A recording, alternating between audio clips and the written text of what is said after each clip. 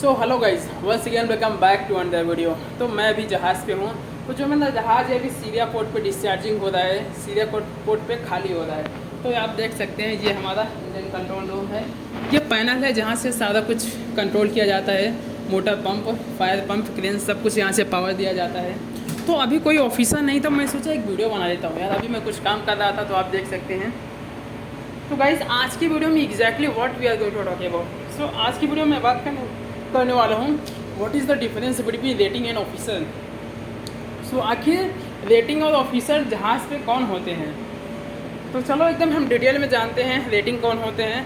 तो आप देख सकते हैं हमने एक पूरा एकदम लिस्ट बना रखी है यहाँ पे। तो चलो देखते हैं। सो गाइज पहला चीज़ जो है, जो रेटिंग होते हैं ना शिप पर ना, वो सबसे लोअर रैंक होते हैं। रेटिंग होते हैं जैसे AB Euler and OS AB, ये होते हैं। डेक्स डिपार्टमेंट में आते हैं OS and AB, and engine department में वाइपर एंड ऑयलर, ये होते हैं रेटिंग डिपार्टमेंट। एंड जो ऑफिसर होते हैं ये क्या होते हैं, शिप पर हाई रैंक होते हैं, जैसे कि 3rd engineer, 4th engineer and 2nd engineer, chief engineer. And deck department में 3rd officer, 2nd officer, chief officer, captain, ये होते हैं हाई रैंक में, ऑफिसर्स में आते हैं। एंड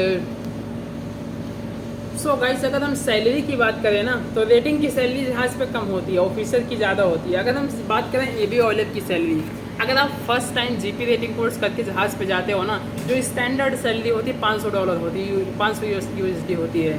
एंड जब आपकी इंडियन COP आ जाती है, उसके बाद एक अच्छी कंपनी में जो आपकी सैलरी होती है वो 1 से 1.5 लाख के बीच में होती है।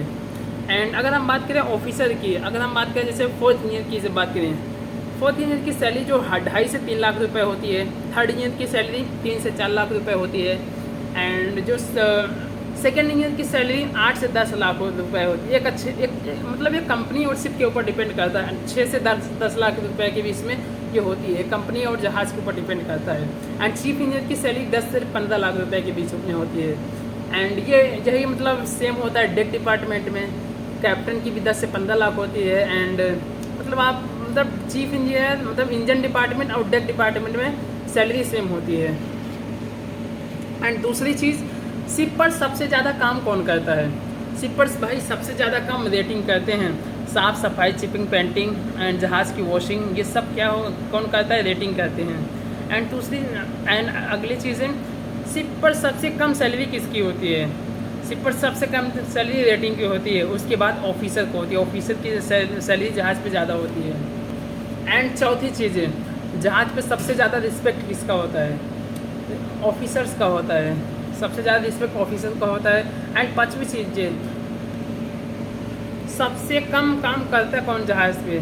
ऑफिसर्स, मतलब उनका काम कम होता है ऑफिसर्स का।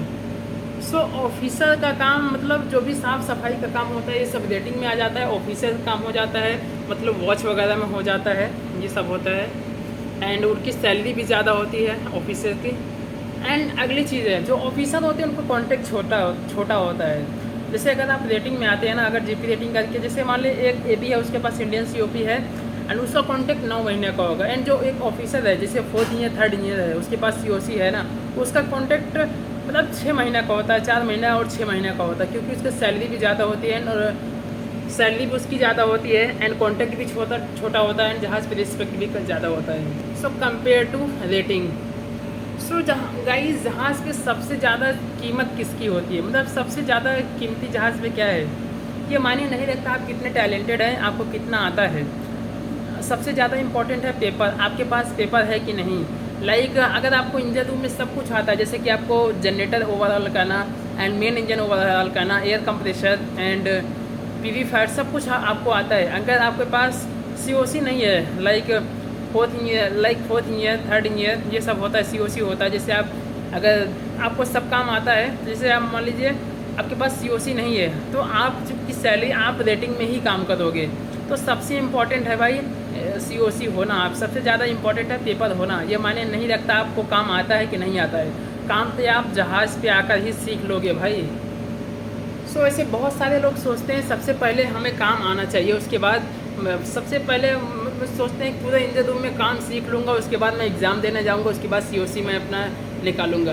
तो भाई ऐसा मत सोचो, क्योंकि जहाज़ पे आने के बाद आप सीख लोगे। ऐसे बहुत सारे लोगों को मैंने देखा है जिनको मतलब काम तो बहुत आता है, मतलब जिसका एक ऑयलर है एंड एक फोर्थ इंजीनियर है या एक थर्ड इंजीनियर है। जो ऑयलर है उसको मान लीजिए सबका काम आता है एंड जो थर्ड इंजीनियर है उसको काम नहीं आता है, तो सैलरी का ज़्यादा किसकी होगी भाई? फोर्थ इंजीनियर की होगी, थर्ड इंजीनियर की होगी, क्योंकि उसके पास COC है, वो जहाज़ पे आने के बाद काम सीख लेगा। ऑयलर की सैलरी फिर भी कम होगी सब काम आने के बाद भी। तो भाई सो गाइस, सबसे पहले आप अपना पेपर तैयार करो। सो अगर आप अभी रेटिंग में काम कर रहे हो ना, तो पहले जाओ अपना एग्ज़ाम क्लियर करो एंड COC लेके आओ भाई। उसके बाद आपकी सैलरी, रिस्पेक्ट सब कुछ बढ़ जाएगा, सब कुछ एकदम चेंज हो जाएगा। सो गाइस, अगर आप मर्चेंट नेवी में आना चाहते हो ना, if you want to come in merchant navy ना, I would suggest you should go through like DNS BSc nautical science, BTech marine engineering and GME। Come through these courses. आप इन ये courses करके उसके बाद जहाज़ पे आइए। जब आप ये कोर्सेज करते हो ना, आप जो मैक्सिमम 2 से 3 साल में ऑफिसर बन जाते हो, तो आपकी जो सैलरी होती है ना भाई 2 लाख से ऊपर हो जाती है। अगर आप GP रेटिंग करोगे ना, तो आपकी सैलरी जो है मैक्सिमम रेटिंग में जो है ना, मैक्सिमम 1.5 लाख तक जाएगी भाई। 1 से 1.5 लाख होती है, मतलब 1 लाख से क्रॉस करती है एंड मैक्सिमम जो है 1,70,000 इतना जाती है। 2 लाख तो नहीं जाएगी रेटिंग में आपकी सैलरी। ओवर टाइम मिला के सब हो सकता है, ओवर टाइम कभी कभी बोनस कंपनी देती है, तब मैक्सिमम 2 लाख तक जाएगी। अदरवाइज़ 1,50,000 1,60,000 ऐसे ही जाती है।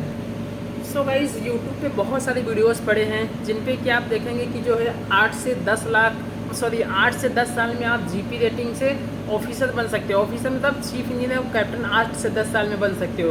बट ऐसा पॉसिबल नहीं है। ऐसा क्यों पॉसिबल नहीं है? क्योंकि अगर आप एक ऐसे फैमिली से बिलोंग करते हैं जहाँ से फाइनेंशियल क्राइसिस की दिक्कत है, जहाँ पे पैसों के लेकर तंगी है, आप GP रेटिंग करते हो, 2.5-3 लाख रुपए उसमें लगाते हो एंड उसके बाद क्या होता है, उसके बाद जहाज़ पे जाते हो तो उसके लिए भी आप पैसा देते हो 4-5 लाख रुपए, तो आपके कितना हो गए? 7.5 लाख रुपए हो गए।